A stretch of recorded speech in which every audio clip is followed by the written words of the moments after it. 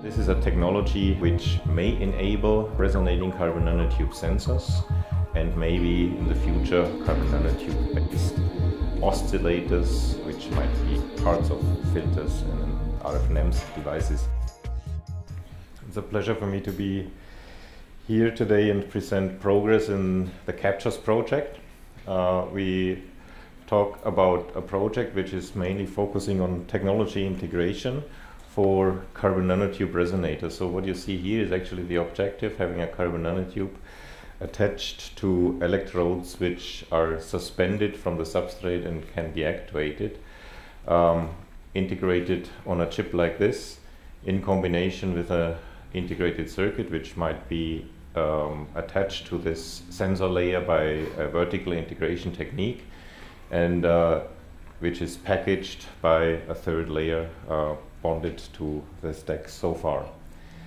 So this is a technology integration project with different bits and pieces, and the groups are actually working on the solution for these individual problems.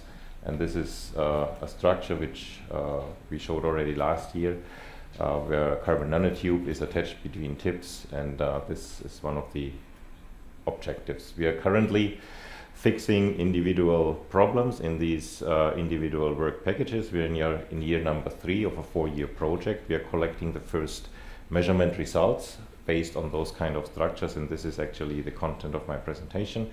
This is what I would like to show you today.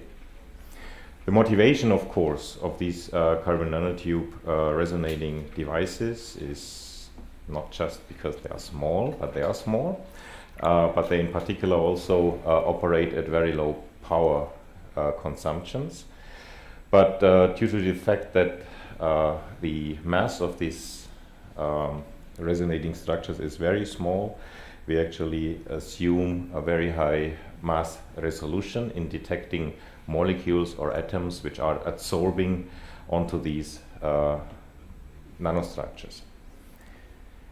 The combination with a mechanical tuning mechanism will allow to tune the resonance frequency of this device over a very large range, and this is because the carbon nanotube yield strain is said to be very high, and you will see in some results which I'm presenting today that we indeed operate with strain levels in the order of 2 to 3% currently and achieve results with these.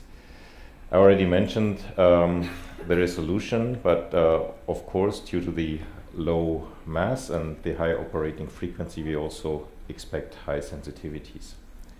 So we see that this is a technology which may enable resonating carbon nanotube sensors, and maybe in the future also carbon nanotube-based oscillators, which might be parts of filters and MEMS, RF NEMS devices like this.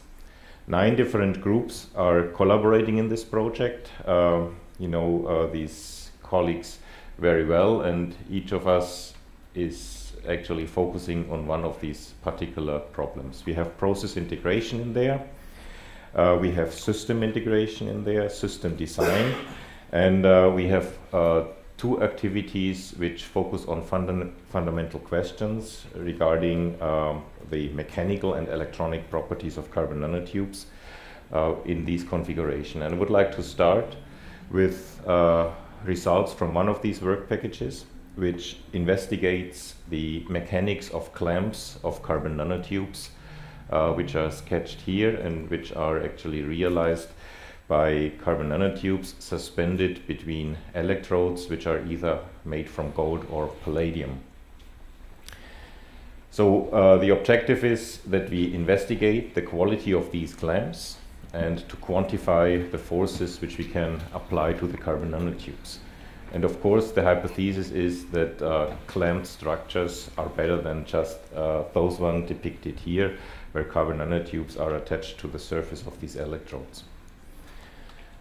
We applied different options to deposit metal on top of the carbon nanotubes, either by electron beam lithography and deposition of metal, by electroless metal deposition, and by electron beam induced metal deposition.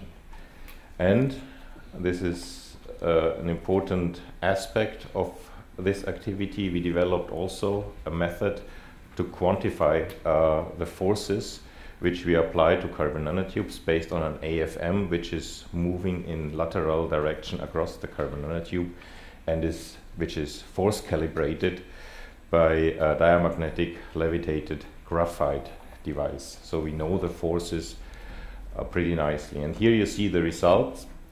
First, we investigated the forces of carbon nanotubes adhered to the surface of the contacts. The method was applied and forces up to 40 nanonewtons could be applied before the carbon nanotube started to slip. And we see the onset of slipping here, and then the carbon nanotube detaches, but we still measure forces, so we still believe that the carbon nanotube is attached to the AFM tip, and we observe the slipping of this carbon nanotube. So the deflection was around 85 nanometers in this case, and the respective strain in the tube 1.4%. In a clamped arrangement, as mentioned before, we clamp the carbon nanotubes with metal on top. We perform the same experiment, and we see, of course, higher clamping forces in this case, up to 140 nanonewtons. And before the carbon nanotube starts to slip or starts to detach from the pads. The strain is 4.4% in this case, before the clamp starts to fail. So as expected, clamped carbon nanotubes are better than non-clamped carbon nanotubes, but this method actually allowed the quantification of the forces. So I'd like to summarize and draw some conclusions. We showed force-calibrated carbon nanotube strain and slip experiments. We are able to quantify the forces now and draw decent conclusions out of these measurements. We also showed that we are able to correlate information from modeling with experimental results on the electronic states in these tubes. We propose a new oscillator and resonator setup, and we showed first transport measurement on strain tube in this integrated approach, and we observed the first resonance peaks in these tubes.